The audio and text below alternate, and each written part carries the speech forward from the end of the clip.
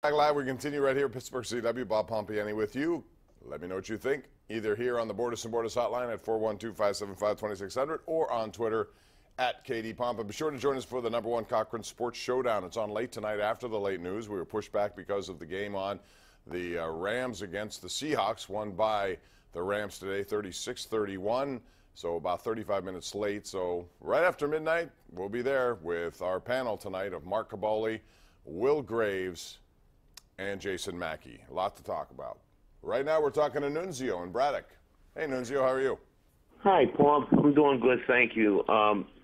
Last time I talked to you, I think, was probably the worst weekend in Pittsburgh sports for a long time. We tied Cleveland and lost to Penn State. But things have sure turned around since Really then. have, yes.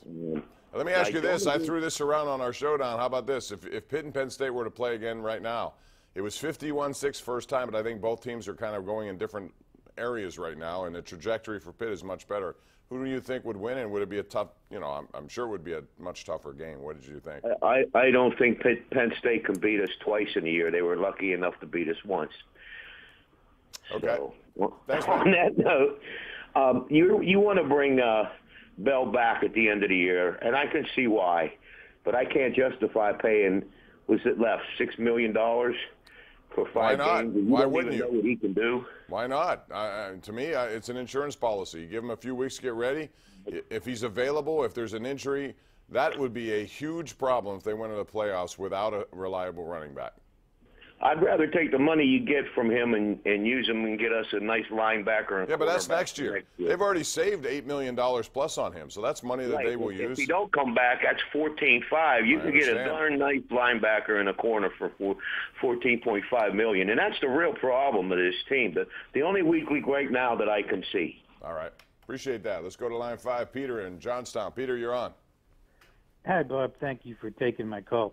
I'm a Pitt fan. I was at the Pitt game yesterday. I was really happy and surprised how at the game that they beat Virginia Tech, how they did. So I had 2 questions for you. First,